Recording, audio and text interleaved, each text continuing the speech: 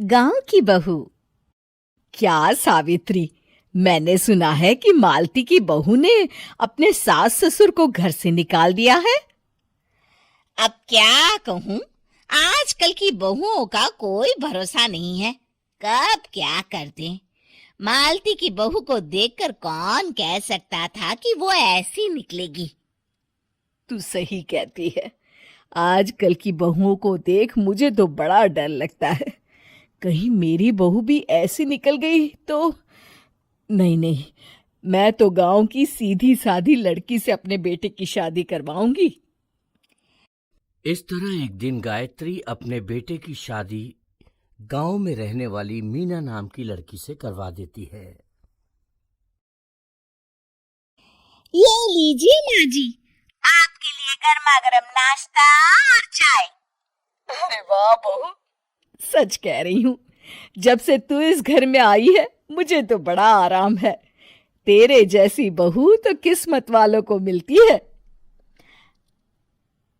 का माँ जी, अब इतनी भी तारीफ मत करिए ना। धीरे धीरे मीना गायत्री की चहेती बन जाती है और मीना भी गायत्री को कभी शिकायत का मौका नहीं देती थी। फिर एक दिन, ये ले बहू, आज मैं बाजार से तेरे लिए साड़ी लाई हूँ। साड़ी देखते ही मीना का मुंह लटक जाता है। का माँ जी, ये भी कोई साड़ी है? ना, मुझे तो बिल्कुल पसंद नहीं आई।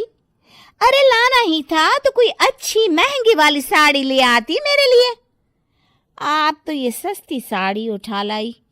मुझे नहीं ना चाहिए आपकी ये साड़ी, आप ही पहनिए इसे। अरे ये क्या बहू, तू तो आजकल कुछ ज्यादा ही नखरे दिखा रही है। मैं इतने प्यार से तेरे लिए साड़ी लेकर आई हूँ और तू है कि उल्टा मुझे ही दो बातें सुना रही है। अरे माँ जी, आप अपने लिए तो बड़ी डिजाइनदार और महंगी महंगी साड़ियां खरीदती हैं और मेरे लिए ये सस्ती साड़ी ले आई। आप समझती हैं कि मैं गांव से आई हूँ इसलिए मुझे कुछ नहीं पता। हाँ, अरे कुछ नहीं, तुझे शहर की हवा लग गई है बहू।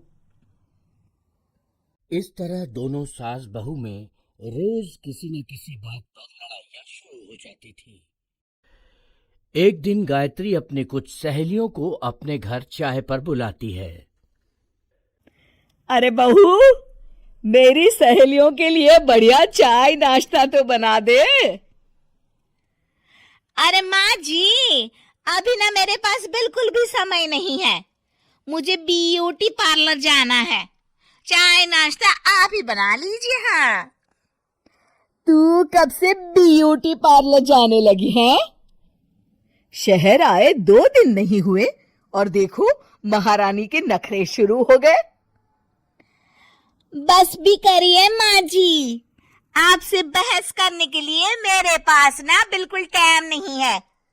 आपका क्या है, आप समझती हैं कि मैं गांव से आई हूँ तो मुझे कुछ नहीं आता और आप जो रोज रोज मुझसे मेहमान नवाजी करवाती रहती हैं नौकरानी की तरह। मीना के कमरे में जाते ही, अरे ये क्या गायत्री, तू तो अपनी बहू की बड़ी तारीफ कर रही थी, लेकिन ये तो तुझे कुछ समझती ही नहीं। भाई मुझे तो लग रहा था कि तेरी बहू गांव की है तो सीधी सादी होगी, लेकिन इसने तो शहरी बहुओं को भी मात कर दिया। हाँ। अपनी सहेलियों के सामने अपनी बेइज्जती होते देख गायत्री आग बबूला हो जाती है। अरे क्या शहर और क्या गांव, मेरी तो किस्मत ही फूटी थी जो मैं इसे बहू बना के ले आई। भगवान जाने आगे और क्या क्या करेगी। अब तो मुझे कुछ ठीक नहीं लगता। तू जरा संभल के रहना, कहीं मालती की तरह तेरा भी हाल बेहाल ना हो जाए। अच्छा, अब हम चलते हैं। अपनी सहेली की बातें सुनकर गायत्री थोड़ी घबरा जाती है अरे ये सुशीला क्या बोलकर चली गई, कहीं इसकी बात सच ना निकल जाए। दूसरी तरफ मीना सारी बातें सुन लेती है। अगले दिन से गायत्री अपनी बहू से कोई काम करवाने से पहले 10 बार सोचती थी। ज्यादातर काम वो खुद ही कर लेती थी। अचानक अपनी सास में आए इस बदलाव को देख मीना, लाइए ना माँ जी, मैं कर देती हूँ ना काम। एक बात पूछूं माँ जी, आजकल ना आप बड़ी चुप चुप सी रहती हैं, और अब मुझसे झगड़ना तो दूर, मुझसे खुल के बात तक नहीं करती आप। कुछ नहीं बहू, ऐसे ही। मीना अपनी सास की मंशा भांप जाती है और मुस्कुराते हुए कहती है, अरे माँ जी, चिंता मत करिए, मैं आपको घर से नहीं ना निकालने वाली। ये डर आप अपने मन से निकाल दीजिए। अरे छोटे मोटे झगड़े तो हर घर में होते रहते हैं, चाहे कुछ भी हो जाए, आप मेरी सासू माँ हो।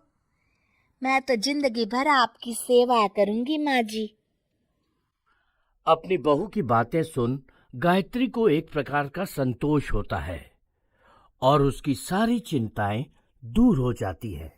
गायत्री अपनी बहू को गले लगा लेती है। मुझे माफ कर दे बहू, मैं तुझे गलत समझ बैठी थी। कोई बात नहीं माँ जी, ये ना घर घर की कहानी है। हाँ।